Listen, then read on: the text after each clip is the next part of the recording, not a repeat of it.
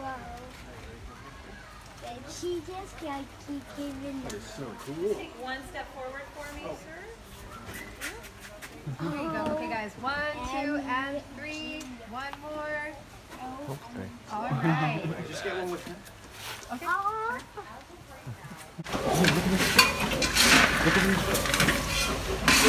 Wow. They like the food, huh?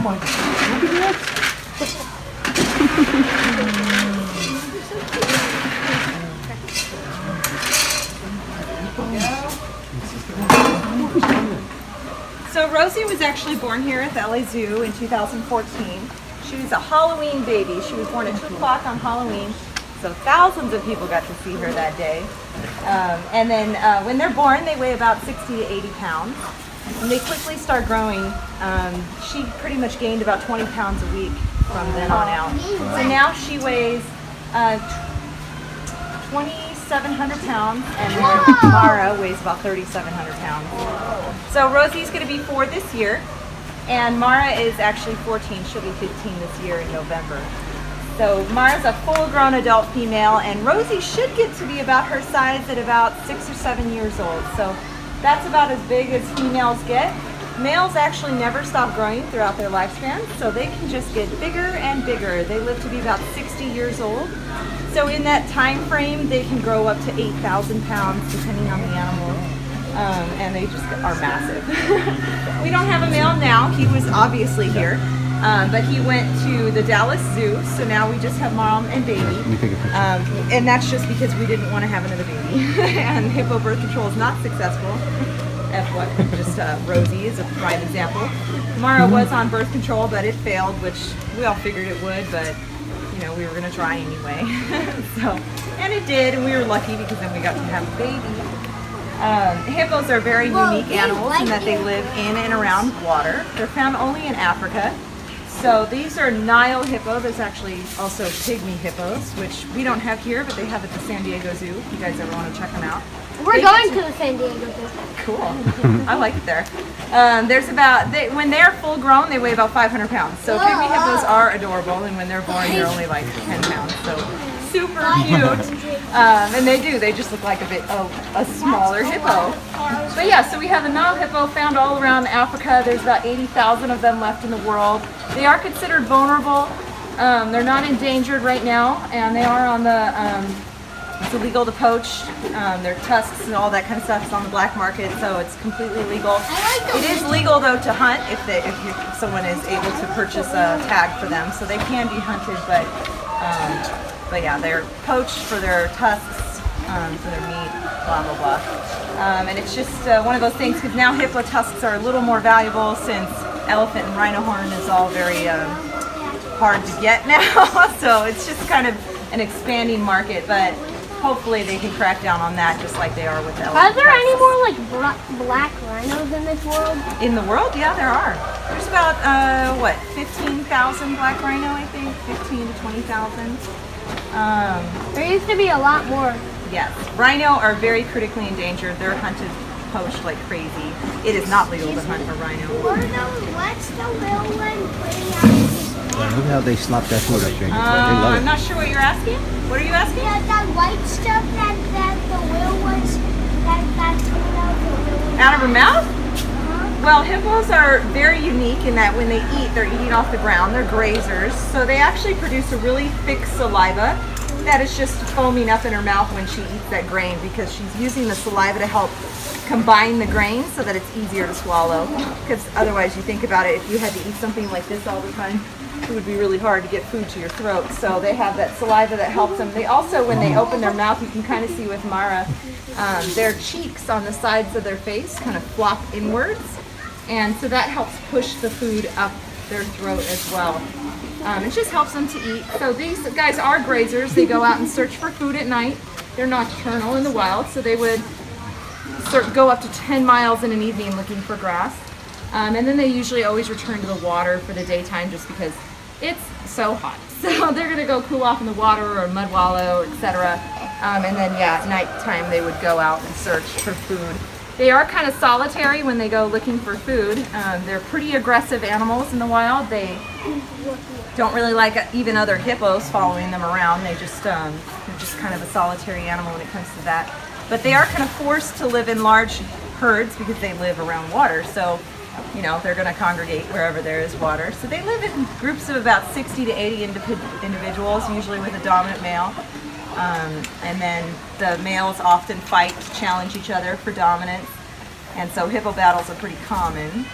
And the females are very defensive of their young, so they would fight to keep their babies safe easily. And anything is a predator to a hippo. They consider everything something dangerous. So they go after crocodiles, lions, anything that looks dangerous. Obviously a prey animal like a zebra or something like that, they're not going to attack because it's clearly on defense. It's going to run away as soon as it sees a hippo. But yeah, so if you look up videos online, you can find plenty of things where hippos are battling other animals. But they do tend to think man is a predator, and they tend to go after humans if they're in their area, especially if they're on a boat, because that's bigger than a hippo, and there's nothing much bigger than a hippo, so they don't like that. So they usually topple boats, people drown, people die, and then they're considered the most dangerous animal in Africa because they kill the most people. But that's usually why. It's not generally a hippo going after a person, it's usually people drown. But that not to say that doesn't happen. I mean, I just read an article saying some guy got chomped by a hippo because he got too close. So they were just, the hippos, because there was flooding, they were getting closer to like resorts and stuff, and some guy was trying to take photos and the hippo didn't like that. So he did die. But they have about a 2,000-pound pressure bite, so it could kill you pretty instantly. I think the stats are it could chop a lion in half if they bit with all their pressure, so it would hurt. But in zoos it's obviously very different. Here they are not afraid of us. We're not here to harm them. We love on them, care for them, give them attention and food and all this stuff, so they know that and they, I think, are very, very smart, intuitive animals, so they can sense our emotion.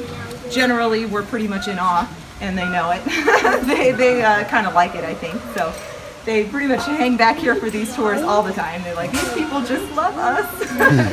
And they'll usually lay down, they get super comfortable, they love the attention. I work with them back here. I've been working, obviously, this is a trained behavior, I've been working with them for 4 years on coming back and dealing with just different tours, different strangers, vet staff, etc. We do training back here, working on all different kinds of behaviors, like husbandry stuff, basically blood draws, body presentations, open mouth. So all that kind of stuff is very important to keep these animals calm, and we never want to put stress on an animal if we can avoid it. So if we ever needed to do some kind of health care, we want to train those behaviors way ahead of time so that that's something normal. They always present their foot, so if there's ever a problem in their foot, we can easily ask for a presentation and they're like, oh, okay, yeah, I always do this. So that's kind of why we work on them like that. Look at Steve, Jacob. So, do you guys have any specific questions about these guys in particular? Yeah. It's almost 180 degrees. But that's usually, if they're going to open it that far, it's usually a threat. So I never see them open them that far. But when they fight or battle, it's like the bigger the mouth they can open, and their tusks are really long, so they can get a better bite. Her mouth was like, yeah, she doesn't normally open it that far. she just goes like, Yeah, they're kind of lazy. Are these the only two here? Yeah, So these just are the ones two. that were out front? Yeah, they're the ones that were out front. They were sleeping. They heard me back here, so they come back as soon as they hear us. And, oh, that means food. So how come, like at the Cincinnati Zoo, they had baby Fiona, Uh-huh. and she got like a lot of PR for being like the first or only like hippo born and raised in captivity or something. I think the PR was about her being hand-reared. Oh, okay, I see. Because she was pulled, she was actually 4 months premature. So when she was born, instead of being 80 pounds, she was 20 pounds. She was so tiny and needed our help. She was going to die. So they had to separate mom and get her as quickly as they could, which was miraculous that they were even able to do. Generally, I mean, sometimes hippo calves die in captivity, and it's just, you know, one of those things where it's like the mom's not going to let you get there in time to save it. So, but they were lucky and got there, so they were able to. But yeah, it's just like us, you know, sometimes the birth doesn't go successfully, and yeah, we don't know why she had her premature, but I think it was her first calf. Yeah. Is their bite stronger than like crocodile or alligators? I think so. I think so. I don't know for sure. I've never read that, but I think so. I wouldn't say they are. I'd be pretty confident. Yeah, I think so too. Because isn't a crocodile like you can hold their mouth shut once they're shut? I'm pretty sure you can't do that with a hippo. Their head alone weighs almost 400 pounds, so you know, I mean, just thinking about that is just, yeah. Mara weighs more than my car, so you know, it's all those kind of factors. It's just incredible and amazing, and the amount of energy that they actually have balled up inside them that they just keep in there and don't really show. Even me, like I don't get to see their energy like you would in the wild. And so there's some times where something gets them excited and they actually like will play or do some big burst of energy, and it's very impressive to watch. It's just super cool. You don't see it Yeah, normally. that's what she looks like, huh? Yeah, they just act like this half the time. She's a potato. She's Yeah, a potato. that's what we call them, giant potatoes. When they lay down, they kind of tuck their legs under their body, so they My look like a cat, potato. my cat, when she tucks her legs. Yeah, they kind of lay like a cat, huh? Yeah, and we call her red cat. Did you have a question over there? Yeah, what are they doing? What is she doing? She's being impatient, so she's just kind of messing with the door to see if I'm going to feed her. They know what these tours do. They're very used to them. We've been doing them for 3 years, so they know that this means eventually they're going to get more food. They're just waiting for me to stop talking. Why is she taking so long? Now, are they good swimmers? They're just They waiting. actually aren't. They are? Hippos can't swim at all. They sink right to the bottom. They're super dense animals, so they just walk right down to the bottom. So generally they live in pretty shallow water. And they just maneuver off the bottom. So what we call it hippo ballet. So if you see them in a video jumping out of the water to go after a boat, that's usually because the water's pretty shallow, and they dive down and then push off the bottom and jump out, which I mean they can jump out pretty far. Very cool. How long do the calves really stay with The babies generally in the wild would stay with their mom for about 5 years, especially if it's a male. Once it gets sexually mature, he's going to leave. And that's just because he doesn't want to die from the dominant male. He's going to be like, all right, it's my time to leave. And then he'll come back when he's bigger and stronger. Yeah. Do you guys communicate with them through words, or do you have like hand motion? Oh, I talk with them, my voice generally. I mean, so like if I was going to ask them to do a behavior, I would say the word and I have a command usually. So like open mouth is open, and then I can either say open or just do the hand signal if I have like a whistle in my mouth or whatever. I'm trying to think. Generally I use target pulls to do things because they're so big. So like I can't reach their face and like the back of their leg at the same time. So so usually I'll say a command, and so like they have a foot presentation, they have a hip presentation, so I say foot or hip, and then I use a whistle bridge, and then the whistle tells them they did it right and that there's food coming. So if I don't whistle, that means I'm still expecting I see behavior. Starbucks. I see Starbucks. You see Starbucks is probably mine. I had to get up really early today. Any other questions? Yeah. So at any point will these two need to be separated, or since they're both girls? They won't need to be, but they probably will be. Rosie's very valuable. She's got good genetics, so they probably will eventually want a breeder. But Mara's well represented. Yeah. So what kind of training did you have to go to like train them? It really depends on the facility. I mean, here we're kind of laid back when it comes to training. I mean, we make sure that a keeper is trained before they turn over on a string. So, but generally, even with a dangerous animal string like this, it's 3 days.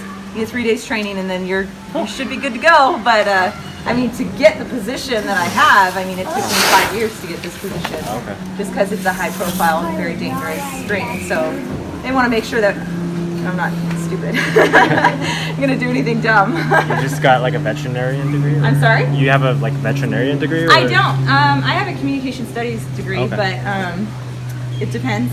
I was going for zoology, but then I got hired before I got it, so Cool. That's I just continued with what I could get. How many years can they survive? They live to be about 50 to 60 in the zoo and in the wild. So there's not much difference between being in captivity and the wild for their lifespan? Most species live longer in captivity than in the wild, but with hippos, I think it's just with their aquatic lifestyle, they don't really have a lot of health conditions that become an issue. Like a lot of geriatric animals generally get arthritis, diabetes, different things like that, but these guys, they bob around in the water all the time, so they stay off their joints, so they're pretty durable. Sometimes they get tooth problems, it's not very common though. So, you guys ready to pet? Sorry, one more question. What Yes. is their most like closely related like living relative? I think they say it's whales now. Okay. It changed recently. It was horses, but now Okay. it's whales. Gotcha. So kind of, they find new things out all the time. Right. Wait, what was the question? Genetically related to, so yeah, It's cousin. Yeah, I know. distant. Yeah. If you guys want to line up on the side of this wall for me and your family group. She heard the name.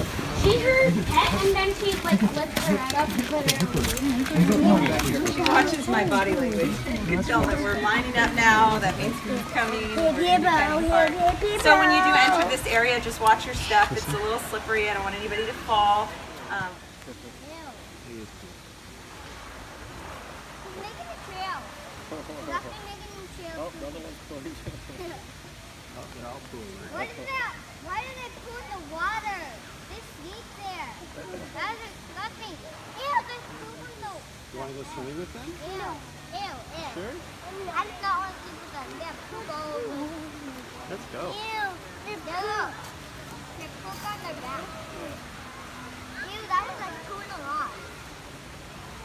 I do not want to do that. Ew, that is disgusting. Hey, that's really disgusting, right, Daddy? You cannot sit there. I'm holding it. You cannot sit there. I can't go there. It says, do you go through the break today or not sleeping? It's over there. Over there. You see it? Where? Up there? Yeah, I don't know. Sit here. They want to back there. Yeah. Wait, Daddy, do you know where the blood comes from? That hole. That hole. Right up. It's just under the tail. That little tail it has. Once it's full again, go on the left. Which one? No, the left.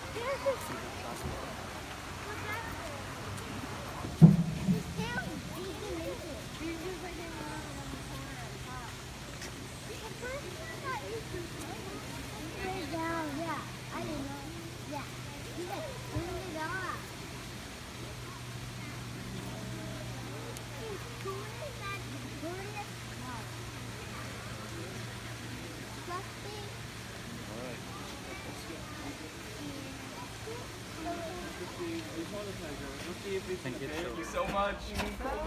Wow, that felt so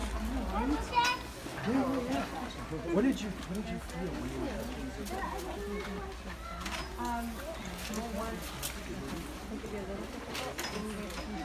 Whatever camera you prefer.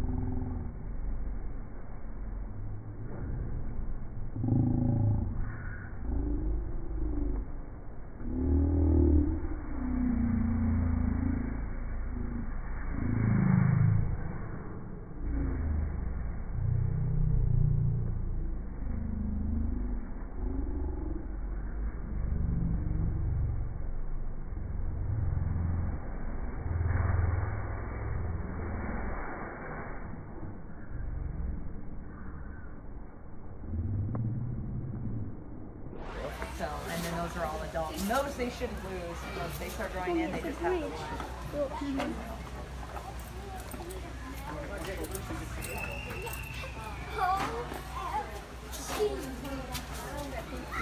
All right, I'm gonna feed them their melon.